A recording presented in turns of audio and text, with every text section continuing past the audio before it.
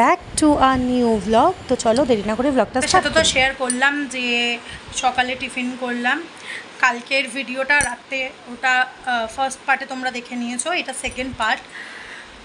এতদিন আমি ইনরেগুলার ছিলাম, ভিডিও দিতে পারিনি। তার একটাই কারণ হচ্ছে আমার হাজব্যান্ড খুব অসুস্থ ছিল, এখনও অসুস্থ, এখনও সুস্থ না, বাট ওই জন্য আর ব্লগিং করার মন ছিল না। তো ভাবলাম ওর বার্থডের দিন থেকে আবার ব্লগিং স্টার্ট করি। 10-15টা দিন ভিডিও দিতে পারিনি তোমাদের সাথে। তো চলো রাত্রিবেলা মানে সেকেন্ড পার্টে আর কি হয় তোমাদের সাথে সব শেয়ার করব। লাঞ্চে কী বানিয়েছি সেটা শেয়ার করব, তো দেখতে থাকো আর সঙ্গে থাকো। তো রান্না করার সময় কোনো ক্লিপ নিতে পারিনি, ওই জন্য অ্যাড করতে পারিনি। ডিরেক্ট রান্না করেই তোমাদের সাথে শেয়ার করছি। 5 রকমের ভাজা করেছিলাম, ভেজ ডাল, চিংড়ি মাছের মালাইকারি, চিকেন, চাটনি, পাঁপড়, মিষ্টি, দই, পায়েস। ব্যাস এইটুখানি করতে পেরেছি ওইটুখানি সময়ের মধ্যে। তো খেতে বসে গেছে, তারপরে কি করি দেখতে থাকো।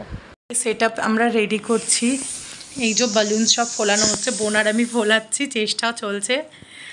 চলো আগে ও বেরিয়েছে, ওকে আমার শ্বশুরবাড়ি পাঠিয়েছে একটা বাহানা দিয়ে যে আমার পার্সেল এসছে, ওগুলো নিয়ে আসো।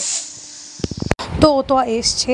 তো এই যে ডেকোরেশনটা করেছে শুধুমাত্র বাবা, মানে আমার শ্বশুরমশাই বলেছিল যে ওর জন্য কেক নিয়ে আসছে, ওই জন্য, না হলে তো কোনো প্ল্যান ছিল না। আমি অনেক দিন আগে একটা স্মার্ট ওয়াচ অর্ডার করে রেখেছিলাম ওর বার্থডে অনেক দিন আগে। তো জন্মদিনে কিছু তো করতে পারিনি, তাই জন্য শুধু এইটুখানি ওকে দিলাম। তো দেখা হচ্ছে নেক্সট ব্লগে। তোমরা ততক্ষণ লাইক কমেন্ট শেয়ার